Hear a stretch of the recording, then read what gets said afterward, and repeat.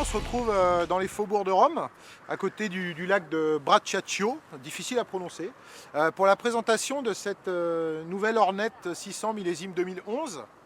Alors bon, c'est pas vraiment une nouveauté puisqu'elle garde toute la partie technique de l'ancienne Hornet, c'est-à-dire châssis et moteur. Et en fait, il y a deux grosses évolutions, c'est toute la face avant, avec un phare nouveau design, avec un capotage, mais surtout un tableau de bord plus moderne, inspiré de la CB1000R. Donc voilà, je vous l'allume, vous pouvez constater, c'est un tableau de bord tout digital, avec bon, le souci, comme aujourd'hui, il fait pas mal de clarté, on ne voit pas beaucoup. Enfin, il y a toutes les informations, il y a l'heure, 2 tripes, un compte tour par bar graphe, température moteur, il y a une jauge à essence qui est important sur les petits roadsters, et un compteur kilométrique. Donc voilà, tout l'avant est modernisé, on garde toujours la clé codée chez Honda. Et puis la deuxième grosse modification, c'est plutôt sur l'arrière. Donc ils ont refait la boucle arrière. L'arrière est relevé, vous voyez, c'est beaucoup plus dynamique de style. Alors évidemment, les grincheux vont me dire « Ah, il n'y a plus les poignées passagers et tout », mais comme Honda a toujours ce souci du détail et du côté pratique, vous pouvez noter qu'il y a des poignées passagers ici, vous voyez, qui sont intégrées à la coque et qui après essai s'avèrent être plutôt bien pratiques. Donc voilà, petit feu à LED et tout. Donc c'est pas une grosse évolution, c'est juste ils ont modernisé le look de la Hornet 600. Donc là, je vais aller sur les petites routes montagnardes essayer cette nouvelle machine. A tout de suite.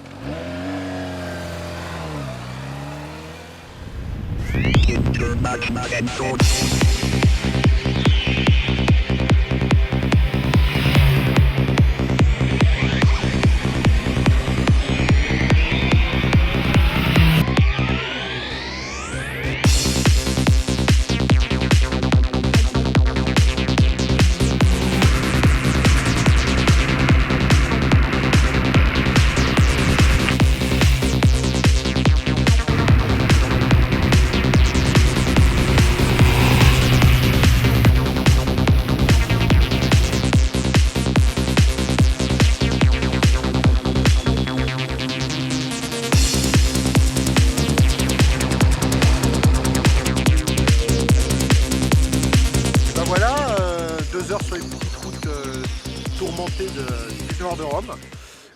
Bon bah ça reste la Hornet 600 qu'on connaît tous déjà, avec une partie cycle très saine. Son avantage par rapport à la concurrence, c'est que sur mauvaise route, elle est beaucoup plus stable. Donc ça c'est un avantage. Après les points faibles évidemment face au FZ8, au 675 Triumph et autres Z750, c'est son déficit de cylindrée.